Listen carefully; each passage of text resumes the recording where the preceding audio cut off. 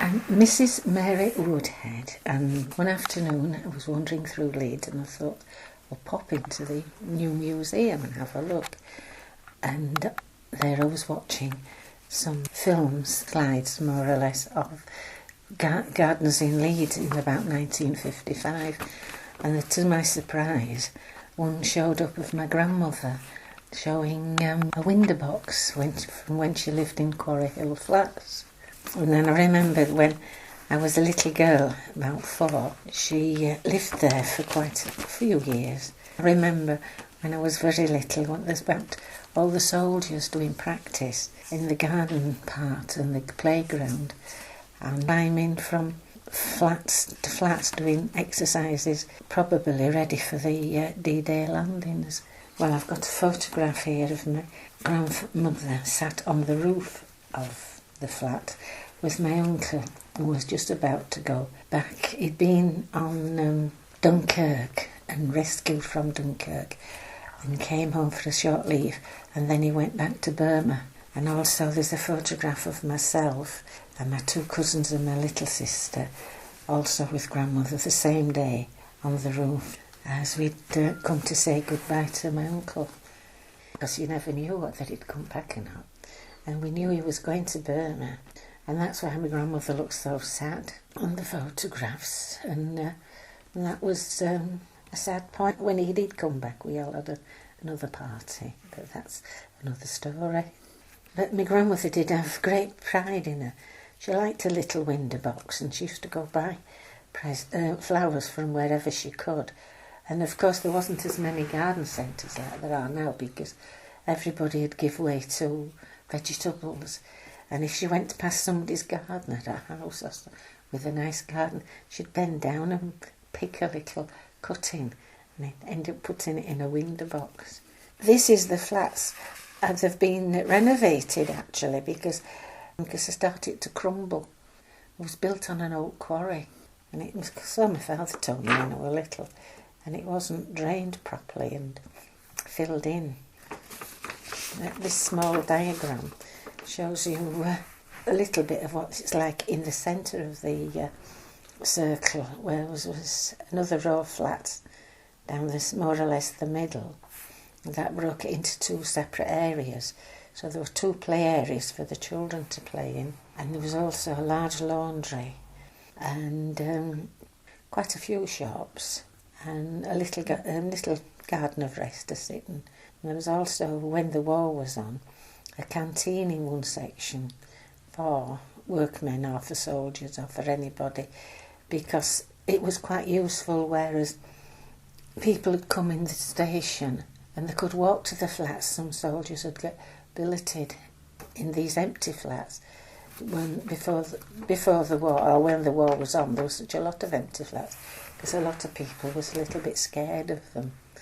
And then eventually after the war, was because there'd been no building, I suppose, of houses, they were soon filled up. But my grandma didn't stay that long. I think it was about 14 when she decided to leave, because it became a little bit intolerable.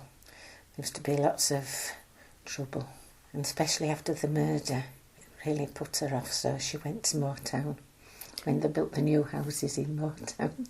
There was a small opening, and you could nip across the road to St Patrick's. Well, we were there nearly every day praying for my uncle to come back and lighting candles. It's a wonder we didn't set St Patrick's on fire.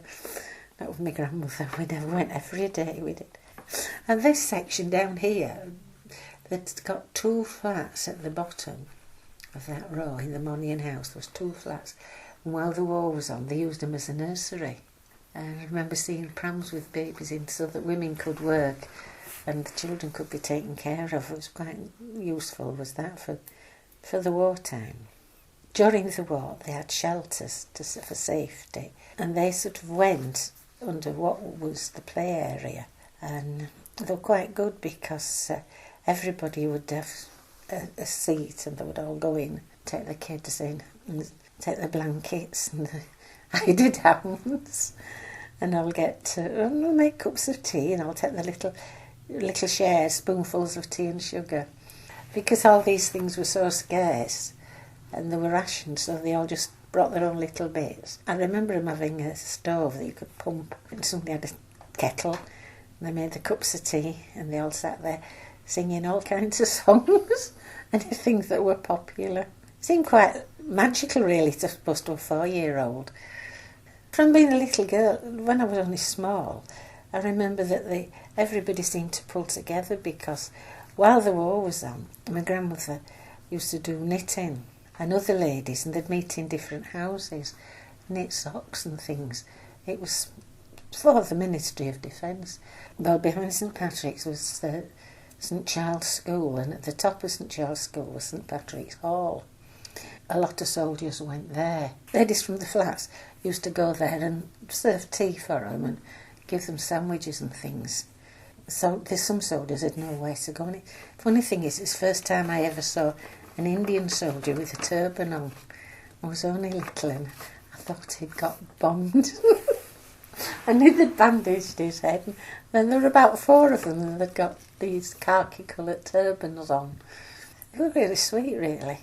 So there was, in this, just at the top of this playground thing, was a little sort of, like a little hut building thing, and that you could put your sort of ashes from your fireplace, and your tins or bottles went in there. But everything else, all your bits of food and everything, went down this big plunger. But there was a nice bathroom, and the kitchen was quite nice, the cooker. The cooker went back, it was a fireplace with a cooker behind. But my grandmother also got herself a gas cooker. She'd got 3 quite good sized bedrooms, and she'd a veranda at the back and a veranda at the front.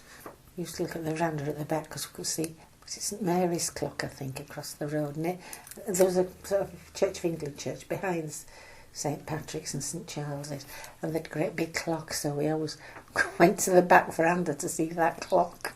And that's how I learned to tell the time. Go tell me what time it is, she was saying. I could climb up and have a look, and I could see that clock.